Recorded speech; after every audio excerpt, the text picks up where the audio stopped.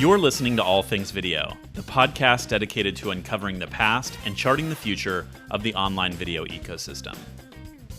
You're listening to All Things Video. I'm your host, James Creech, and today's guest is Ray Butler, CEO of Branded Entertainment Network. Ricky, welcome to the show. Thank you for having me. I'm pumped to be here. Yeah, no, so happy we get to do this. You've been an icon in the influencer marketing space for some time. And it's always a joy when we get to connect and chat a little bit. So I'm excited to dive deep into all the crazy, amazing things going on in the world these days. Well, I'm pumped to be here. You know, you've done a lot in our space as well, and excited for us to be able to connect and geek out. For sure, let's do it. So, as background, I wanted to dive in a little bit to how we got to today, right? Your influencer marketing and startup experience came pretty early on, right? You founded Blue Frog Marketing. You were involved in a lot of early social media projects. So take us back in time to some of those early days and how you got your start in social media. That's a great question. So just a couple of different experiences I had early on. I was working at a tech company that we decided to figure out how to do the next Facebook, and it was called BYU.com. So I'm an alumni at Brigham Young University, and we thought, okay, well, instead of advertisers working with magazines, to get sponsorships that are local magazines that were cool at the time, or Facebook, why don't we do play Facebook's game and go even more niche to an audience? Because at that time, Facebook was only allowing college students using their platform. And so we created a platform that was a combination of Facebook, MySpace, so you could customize the background and all that stuff, yep. and then also YouTube.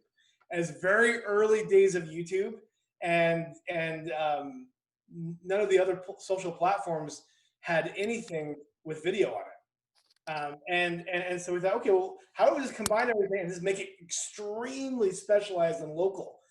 And so we did that. And so we basically started working with, I guess what they'd call today, nano influencers, where we worked with people that had just a couple hundred followers on Facebook that were in the BYU network. And at that time, I believe there was around like 27,000 people in that network. And we got, actually, no, it was like 22,000, and we got 18,000 of them to join BYU.com. Wow, amazing. And our first month, before we even had the code finished, we drove $80,000 of revenue, where we got prepayments from local businesses and brands. And that's a significant amount of money, especially for a bunch of people that are between 21 and 23, working on the project. And it got really fun. However, we ended up having to sell that off, and after that, I was very lucky to work with some of the same people, and helping drive an application. Actually, something to mention with BYU.com. That's where I really started working with influencers and learning. Okay, there's a lot that comes down to growth when it comes to trust, authenticity, and having engaged users. And little did I know is what was going to happen later in my life. Because at that time we were primarily promoting with people that were on Facebook and MySpace, and then it became a much bigger world later. So right after BYU.com, I was a part of a startup called Family Link that started an application called We're Related, which grew to 0 to 80 million users in 2 years. Wow. At the time, 1 in 5 Facebook users was using it. And this is pre-Ancestry.com and 23andMe and all those things where you can. Well, so that was funny. Is the co-founder, the founder of this business was Paul Allen, who was the co-founder of Ancestry.com. There we go. This came after that, and what was interesting, so he started a website through Ancestry called myfamily.com. And so Ancestry was before this, but we did this specifically on the Facebook application, and it grew to 80 million users, and we had crazy amounts of engagement. And what was interesting is like I think over 75% of the users were women 30 plus, Hmm. which is very rare early Facebook days. Sure. I mean, as you can remember. And so that exploded. I mean, it was even bigger than Zynga at the time. Wow. And I remember, actually talking to Pincus, and I think a person named Andrew Trader, he's the founding CMO. I think I forgot his name, but and talking to them at a party of like, what we did to make it big, and Zynga ended up being way bigger. And while I was there, we were trying to figure out ways to monetize the platform that was less intrusive than a banner ad, or like a video rich media ad playing on the side. And we started talking about doing brand integration, where brands could actually pay for features in the application. And we were able to talk to a lot of the brands back then around that. And then there was momentum that we built on doing different projects. And then while I was there, and after seeing that explosive growth, and it ended up getting actually acquired by Ancestry.com. But while I was there, I started noticing YouTubers. Yeah. These kids that were getting thousands and thousands of views, hundreds of thousands of views on just YouTube with very raw, organic content. Yeah. And I just thought there has to be something here, because this is very simple content, and it's getting crazy engagement, lots of comments, lots of views. We should start testing this out. And so me and my roommate started testing this out, and my roommate is Jeffrey Harmon, who's a co-founder of AuraBrush.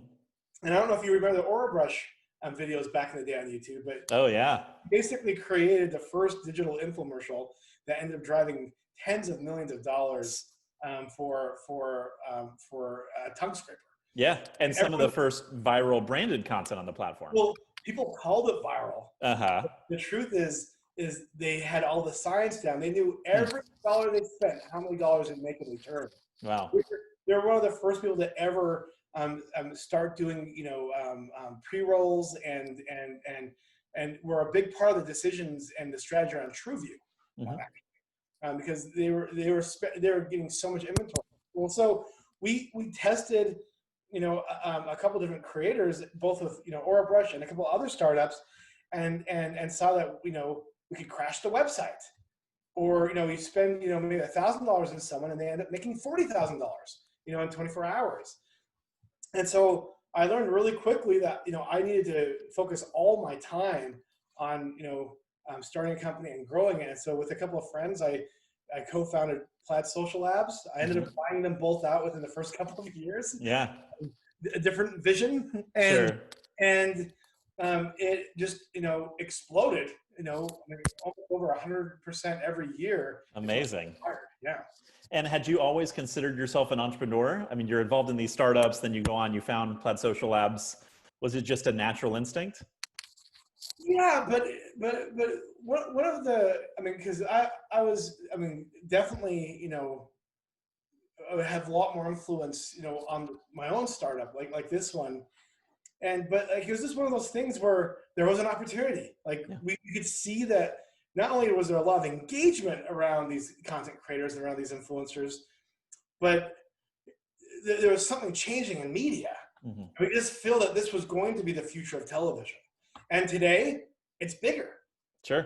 88% of the views, according to TubeBuddy Labs, 88% of the views on YouTube alone are content creators and influencers. And so that dwarfs all of SVODs and all of television combined. Collectively, all the traditional long form content is a small fraction of what's happening with creators, and that's not including TikTok, it's not including Twitch, and all those other platforms. And so, there's a couple of things. We just knew this was going to be big, but we also felt fulfilled of empowering content creators to create, and what ended up happening as a result of all of this in our industry, not just because of what we've done, of course, we can't take credit for the industry, but we're seeing this era of enlightenment when it comes to artists. There are more artists today than ever before that can self-sustain a business creating art. And so for us, and for me personally, I consider myself an artist. I play the guitar, I do music, but I'm not really good at it. I can never make money doing it. But it was very fulfilling to be able to help other creators and artists fulfill their dreams.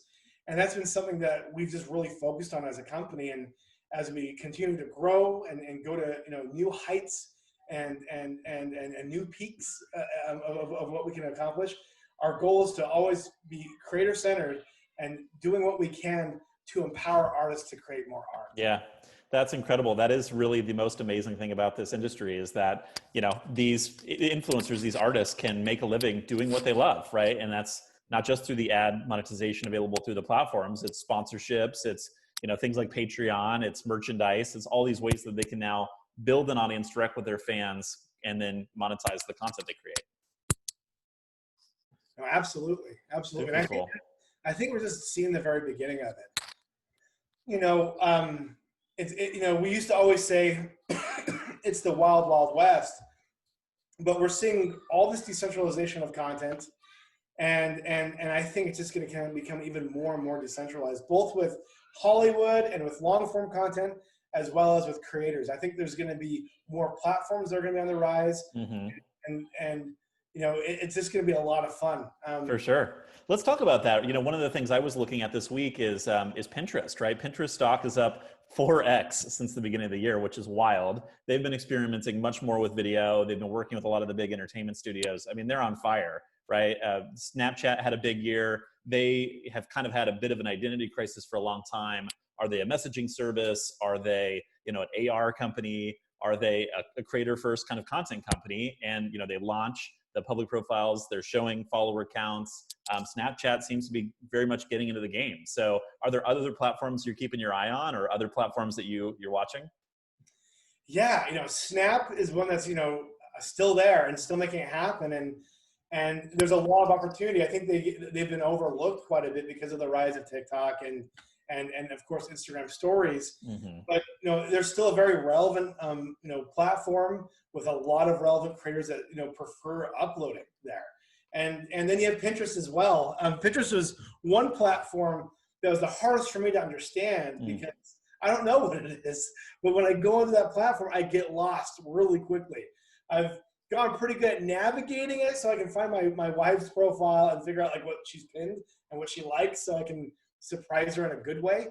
But I think Snapchat is going to keep growing, and they're obviously demonstrating that they're willing to innovate and go to that next area with where their technology can continue to start empowering creators. I think they lost focus for a while and didn't see themselves as a social platform or even a creator platform, and I think they've gotten back and gotten more focused on that. I think Pinterest is going to keep growing. They've always been a platform where brands can go on there and get a return and drive sales, and then I think we're going to see other TikTok businesses. There are over like 150, 200 relevant platforms, social platforms in China. And now that TikTok is here and here to stay, we should expect a handful of these platforms that have lots of resources to come to the West and also try to compete. So it's going to be very interesting to see what happens, and because before it's always been the case where a new platform comes, they get acquired. Yeah. There's a lot more competition now coming from other areas of the planet, and it's going to be very fun to see this competition play out. And I think it's going to be really interesting with live streaming. For sure. Yeah, let's talk about that, right? Because live was this big battleground, right? You think back to, for me, it was South by Southwest, 3 years ago, when you had all these platforms, Periscope, right? What was the big one that was huge at South by, kind of came and went? I'm forgetting the name. There's been too many. Yeah. A Meerkat, that's what it was. Yeah. Meerkat. So yeah. So there's like cats, right? It's like on the tip of your tongue. So you have live streaming was this big battleground kind of a few years ago, and then obviously kind of Twitch rises to prominence, YouTube, Facebook, Instagram rush into the live streaming space. Now we've got short form looping video, right? Like what we think of as Vine, the precursor to now obviously Musical.ly, TikTok, And then you've got the Chinese competitors, as you mentioned. India, since it rolled out the TikTok ban, has seen 66% of the market share is now dominated by local players. Of course, YouTube wants to get in on the action with shorts. We got Reels on Instagram now. Like, what does the future of short form looping video look like? Yeah, so let's talk about short form looping video. Let's go back to live streaming. Okay. I think that's the next wave. Yeah. And I don't think we were ready for it before. I don't think the infrastructure was there, but I think platforms are ready to start doing rev share, with creators that do live streaming. But I also, think, e-commerce and the power of e-commerce and live streaming together are going to be adopted. On this side of the globe. That's always been the case in China. Yeah, we feel behind. Billions and billions of dollars being sold through live streams and attributed to live streaming. And I think that's just barely starting to happen. And let's see which platforms rise that can be very aggressive in making it happen. I mean, for us, that is one of those things that we do a lot with the top Fortune 50 brands, but we also have a strong emphasis in performance and being able to use predictive analytics to be able to predict how well a brand's going to do working with creators. And live streaming is our top priority because we just know e-commerce sales are just going to skyrocket even more when there's more of an infrastructure to live stream. Yeah. And so, but when it comes to short loop videos, this is controversial. Reels, still has time. They obviously do not have the product that TikTok has and the loyalty, but they do have a huge, massive audience still.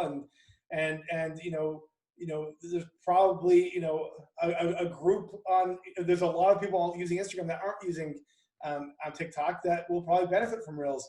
But I personally think YouTube Shorts is going to be the biggest competitor. And for a couple of different reasons. Okay. One, TikTok and YouTube, I think, are more direct competitors than the other social platforms. As well as Twitch, but specifically TikTok and YouTube because of discovery. They both have a very strong search engine when it comes to video content. And so I think from that perspective, it's more of an apples to apples comparison between the two platforms as Shorts gets rolled out. But where I believe YouTube is also going to be a strong competitor is around monetization. They've been doing rev shares and AdSense longer than anyone else. They've modeled it out. It's more sophisticated. It's more established. You still see people flocking from all these other platforms, from Twitch to TikTok, to other platforms where creators are creating content, to YouTube, because it's always a safe bet that you can monetize there and make money. Well, I'm certain that YouTube is going to monetize Shorts. And so you have the Creators Fund at TikTok, which is doing a really good job starting to pay creators to create content there. You have a lot of beta testing across the Facebook applications or platforms, but YouTube is going to be coming in, guns blazing, ready to really compete and make sure anyone that uploads Shorts on YouTube are going to be able to make a lot more money. And so we'll see if there's any creators out there that usually make more content, let's say on a TikTok, if they end up repurposing or doing even more activity on YouTube because they potentially can make more money there. Yeah. So I'm excited about the Shorts. I'm excited that it's here to stay. It's not, one of those things where, Vine came and then made a lot of bad decisions. We're not listening to the creators and disappeared. It's great to see that, this consumable content is going to continue to be an ongoing trend, and it makes sense. It's like a dopamine hit. Every single time you watch a video. It's fun, right? Creators love it, brands love it because it's cool. It's interesting. You can experiment with new formats. You can watch more content faster. And that's a pattern trend where I think YouTube's coming back to, because they were really focused on long form, and for a while with like YouTube Red and Premium, where they wanted to have a kind of like an SVOD series offering. It's good for them to look back and think, look, we were the first platform to do short form. We got to embrace that. Yeah, 100%. No, I love that prediction. I think you're right on in terms of saying that YouTube Shorts and TikTok are the real competitors, because not just the things that you highlighted, but the other thing that comes to mind is Where did all the old Viners go, right? They went to YouTube. What's happening on YouTube Vine today? invasion. Yeah, Oh, huge growth. Yeah, Vine was such a boon for YouTube. Not only that, but TikTok compilations already do extremely well on the platform. And it's a natural extension of the brand and of the monetization channel to move to YouTube. The other thing that I think is a subtle nuance, but it ties into what you said, is that YouTube and TikTok have the discovery, and they have a longer shelf life of the videos, right? It's evergreen content. If you discover a new YouTuber, a new TikTok star, you're going to go back and you're going to watch older content.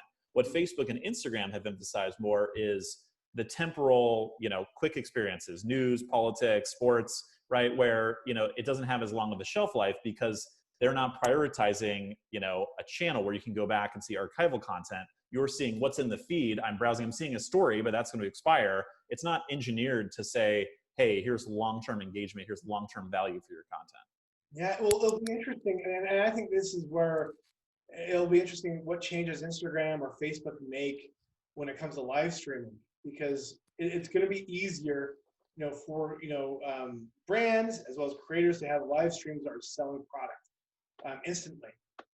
And I've invested in a couple of content companies that are just killing it, making hundreds of thousands of dollars within hours whenever they do a live stream and sell merch. And so it's coming, and it's for Instagram and Facebook, they really have.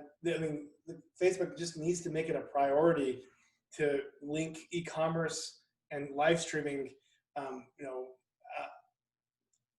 as effectively as possible. Yeah, 100%. That's why you have shops on Instagram now, and it's gonna be interesting to see that open up and evolve.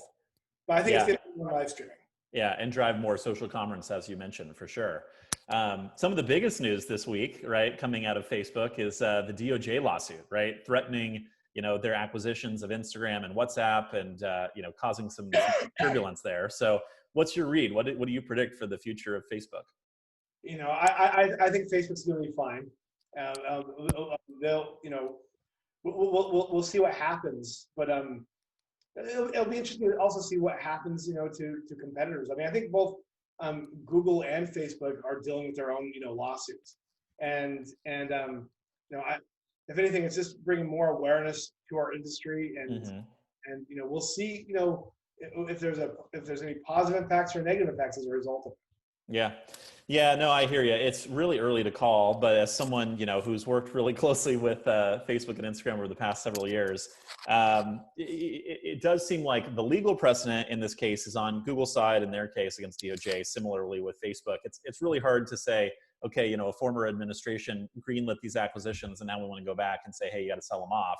I'm all for encouraging more competition. I think that's ultimately going to have to be driven by congressional changes, right? There's going to have to be legislative initiatives that push a rethinking of antitrust laws because they don't really apply in the modern digital age. And would an independent Instagram be a good thing for creators and for the digital media ecosystem?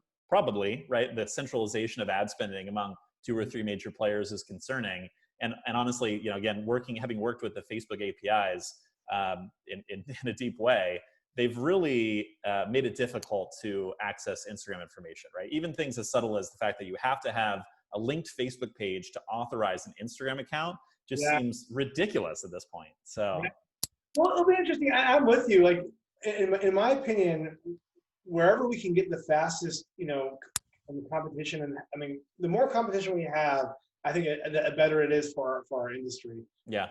And I personally believe, with or without this lawsuit, the competition is going to be coming. Yeah. I think,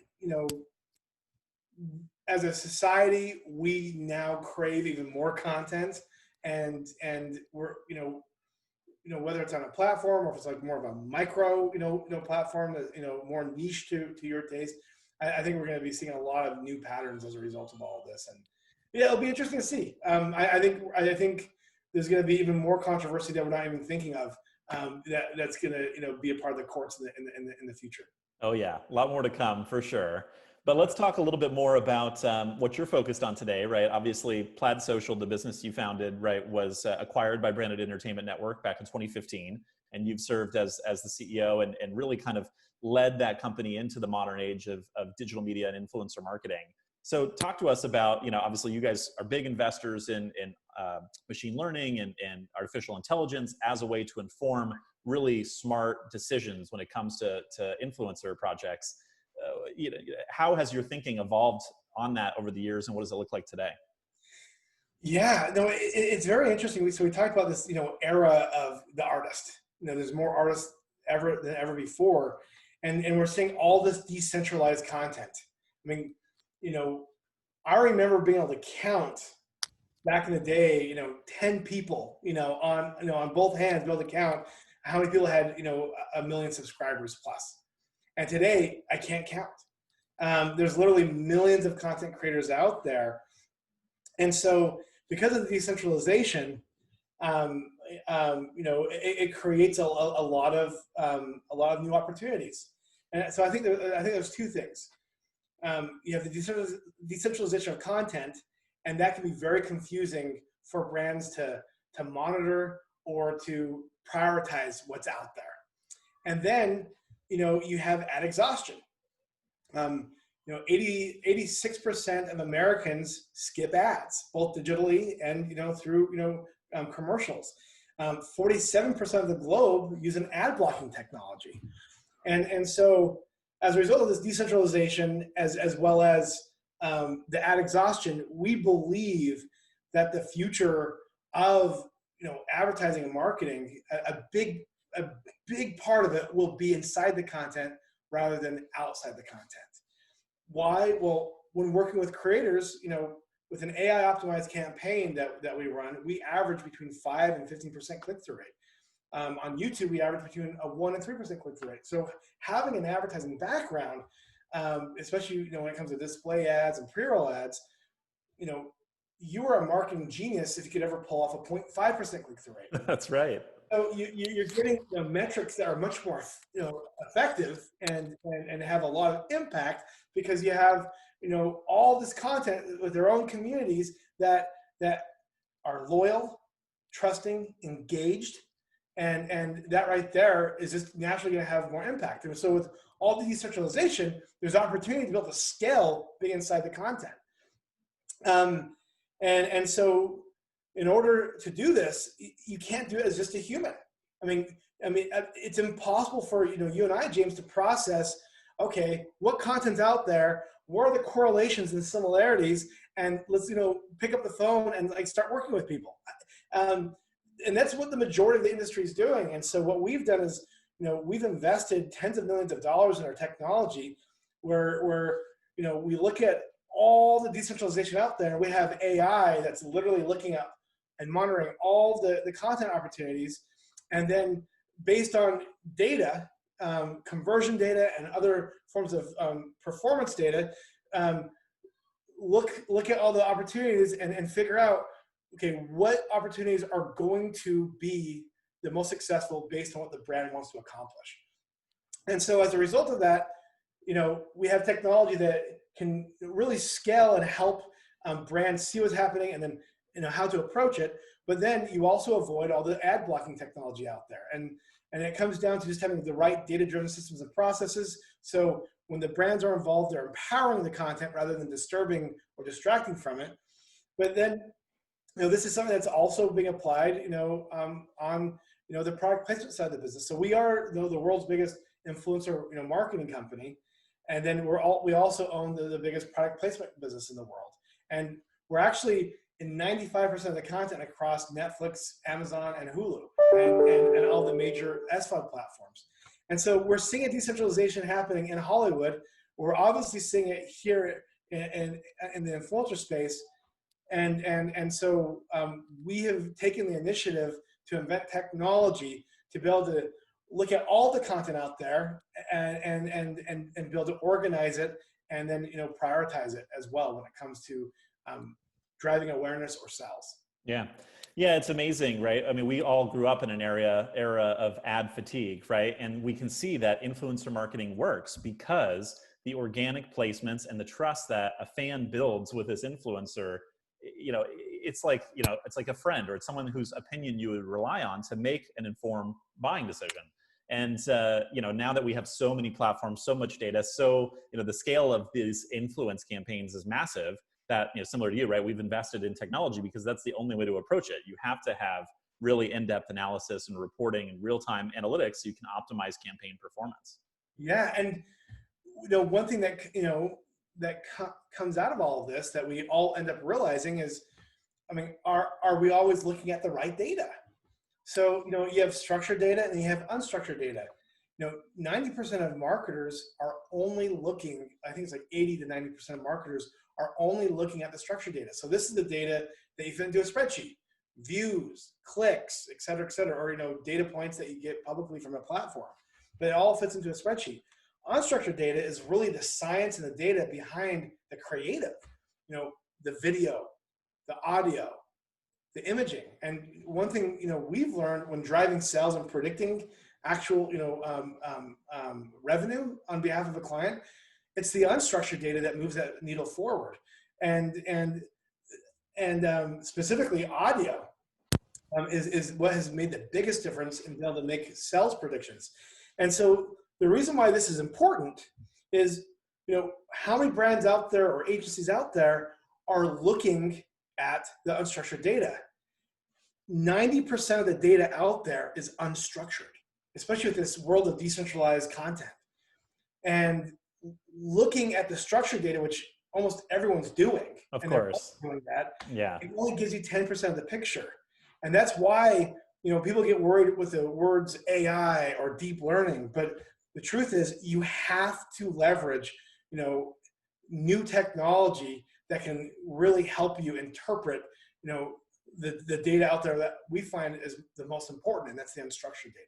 That's incredible. So are you guys using things like image recognition or audio recognition, natural language processing? Yeah, NLP. I mean, for groups of large groups of text. Yeah, I mean, and for our clients, you know, we have, you know, more conversion data than anyone else out there, and so we have that generalized data. And so when we start working with a client, we give them access to our generalized data that will make sure that their campaign performs better than what they've done before.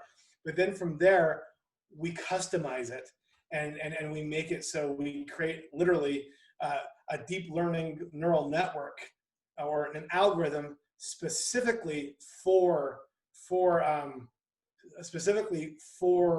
their brand to navigate this huge blue ocean of content. And one thing I mentioned is, you know, we know that we are the biggest company in the world that does influencer marketing and product placement. But even though, you know, we're a company that has, you know, 9 figures of revenue and is growing fast, you know, this year, we're very fortunate, but we just in new business, we grew 215%. Wow. And so we know, you know, in this space, as we are growing, that you know, there's a lot of nuances just specifically around each and individual brand. And so we literally, you know, tell companies that you need, you know, to have your own, you know, customized algorithm or your own customized model, which we called, you know, earlier a deep learning neural network, in order to navigate, you know, all this content and to make, you know, accurate predictions. And so even, and then getting back to what I was saying, you know, being that even though we are, you know, one of the biggest companies in this space, we are barely penetrating all the content opportunities. There's a huge blue ocean. Wow. Whoever navigates it and builds the infrastructure is going to continue to grow the fastest. And because this year, only $1 billion was spent on influencers out of an overall, you know, media industry of 695 billion. Wow. Imagine what's going to happen if 100 billion moves over to our industry. Well, and that's happening, right? 80 billion in TV spending, which, you know, now, hey, it's got nowhere to go. There's less TV content being created. Premium, you know, audiences are being lost on traditional television. 100%. So this is where it's going for sure. It's one of those things where I think it's already happening, and it's probably one of the reasons why our company is growing as fast as it is. And it's just about having the technology, being very data driven, but, you know, having deep relationships with creators.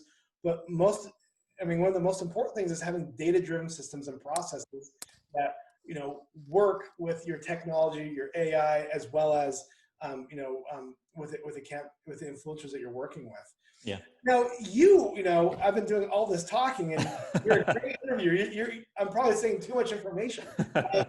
Um, how did you get into it? Because you were one of the pioneers of our industry.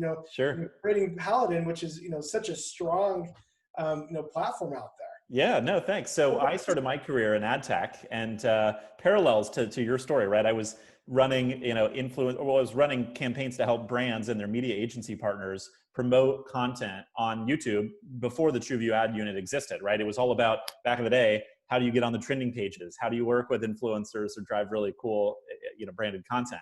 So had that as foundational experience, then went and worked at an early creator network that was focused on helping these emerging influencers, initially on YouTube, but of course that quickly expanded to Facebook and Instagram, Twitter. What network did you work at? I worked at Bent Pixels. Ah, okay. Yeah, cool. So focused on gaming and comedy influencers, and they had started out of Las Vegas, and they brought me on to build out the LA office, right? So expand the team. At the time we were doing rights management, channel management, and then working with this network of creators and influencers. And at the time, I recognized, hey, we're doing so much of this stuff manually, right? 8 years ago, in the old days, right? It was all spreadsheets and screenshots and email.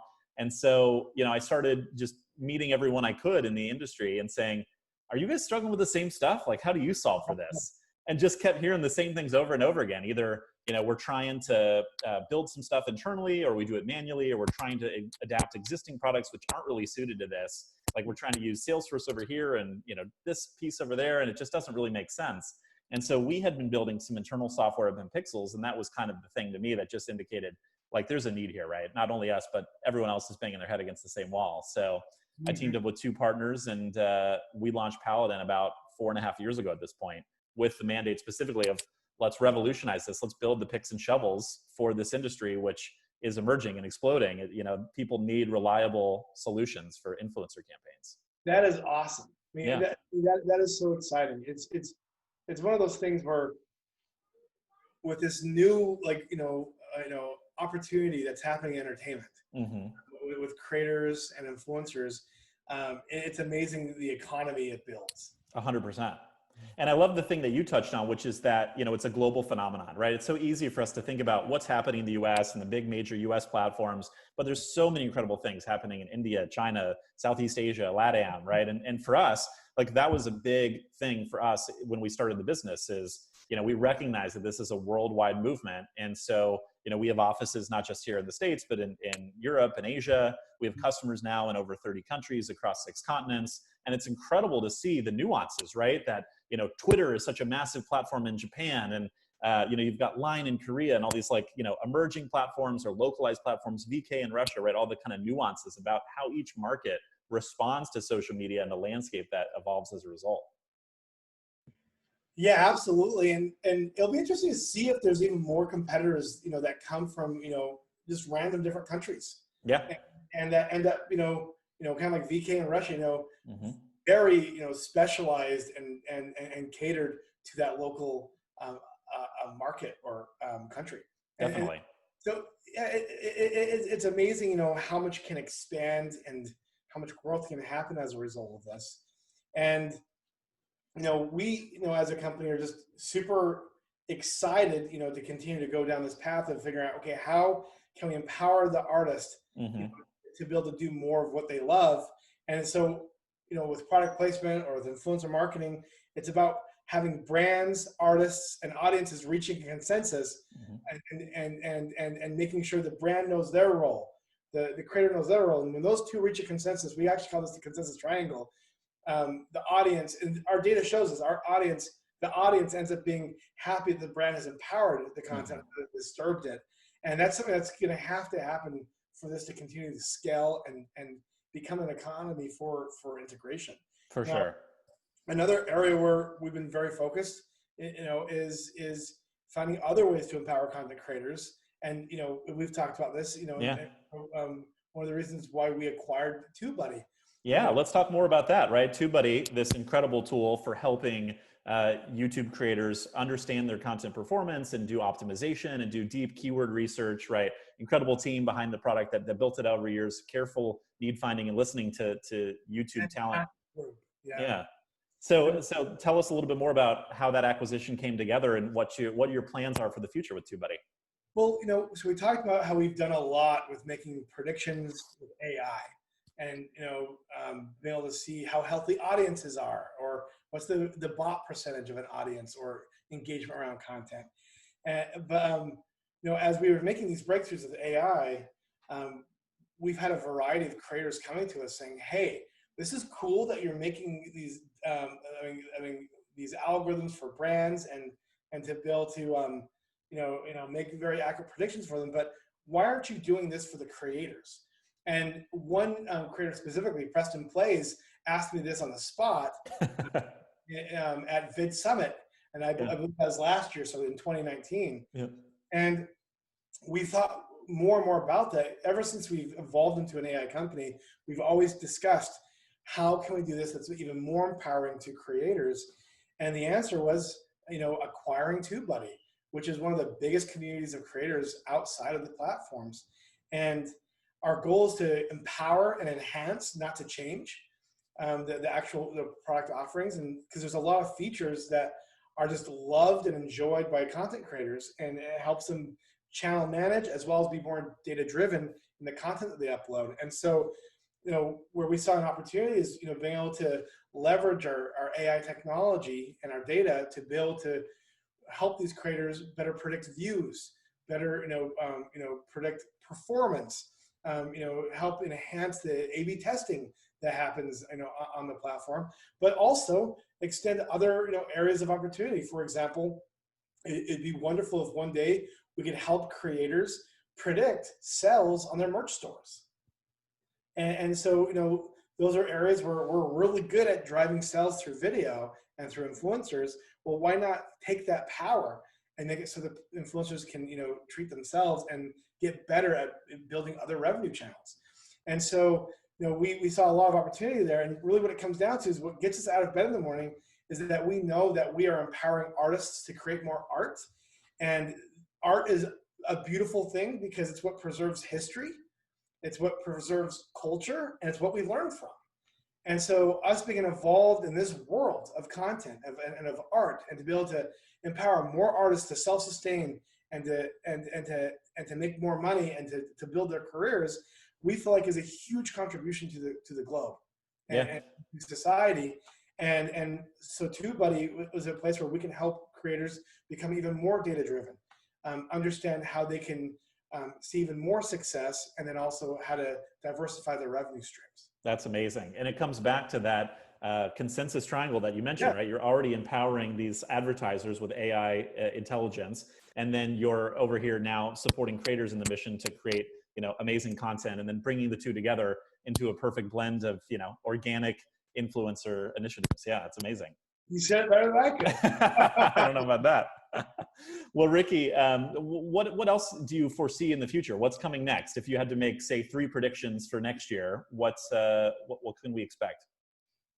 I think live streaming is going to be a much bigger part of the Western culture. And I think as a result of that, e-commerce is going to also become more decentralized and diversified.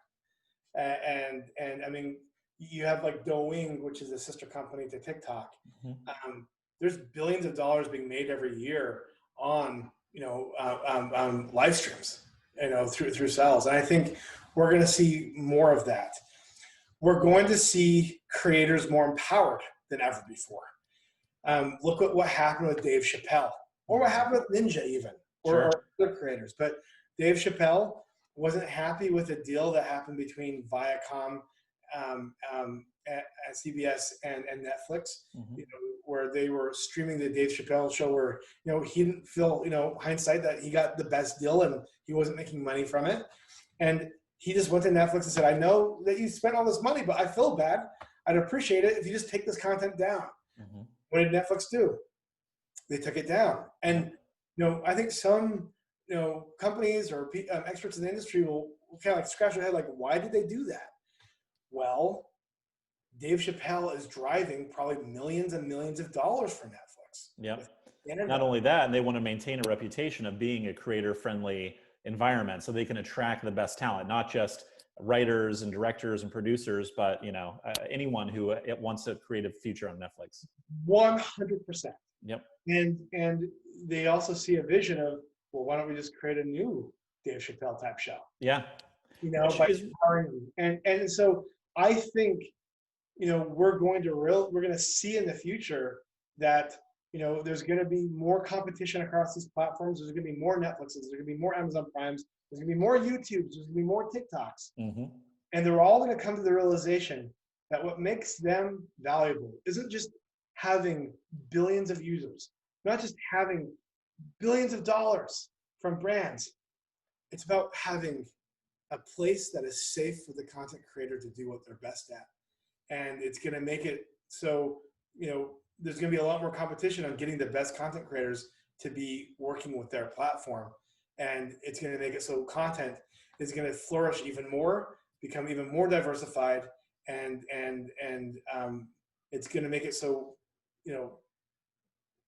this world of art and content is even going to be even more empowered and probably even level up. Yeah, well said.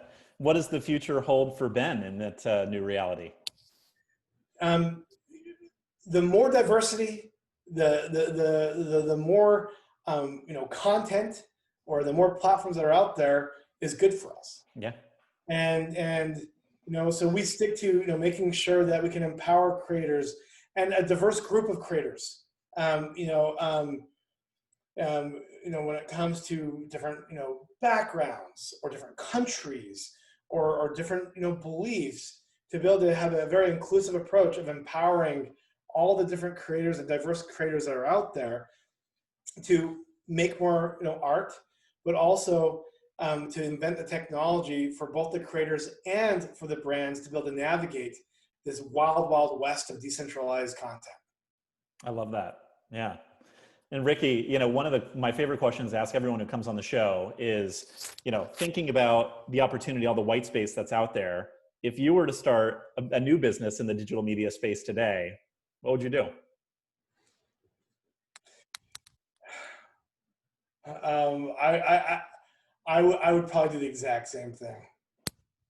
I'm never going to make money creating art, so I have to figure out a way to help an artist. Yeah, that's terrific.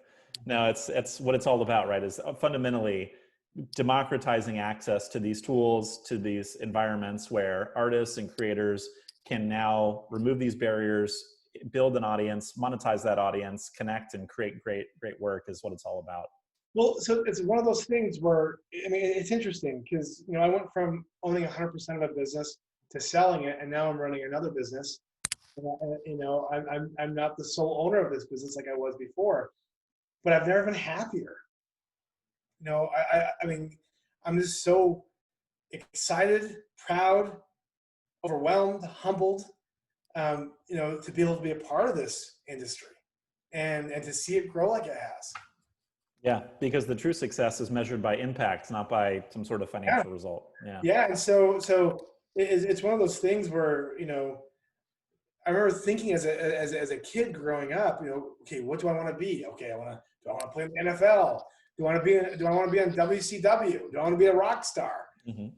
And the truth is I think you get a lot of fulfillment of just being able to help people accomplish their dreams, and I feel like I've been fortunate, and I think James, you're in the exact same boat. You feel fortunate to be able to do that because what you're doing with your technology isn't just helping with brands. It's not just helping influencer agencies out there, but it's also helping push forward this beautiful movement that we're experiencing right now of art. Terrific. Yeah, couldn't agree more, for sure. And Ricky, where can people find out more about you and more about Branded Entertainment Network? Yeah, so bengroup.com is our website. And then I also have a podcast called Creative Disruption that I co-host with Daryl Eaves. And it's phenomenal, by the way. So I have to encourage everyone listening to check it out. Yeah. Well, we're going to have you on one of these days. I would love that. Daryl is terrific. Consistent. We're pretty lazy with our uploads. We're not posting any of the practices that we should be doing when it comes to consistency. Well, you and Daryl are two of the great minds in the industry, and also probably some of the busiest schedules. So, I mean, just aligning the two of you to do an interview, I'm sure, is tricky. But yeah, do encourage when you do get a chance to create content, it's exceptional. I encourage everyone to check it out. All right. Hey, thank you so much, James. Thanks for tuning in. I'm James Creech, and this has been another edition of All Things Video. If you like what you hear, we hope you'll share and subscribe for new episodes. See you next time.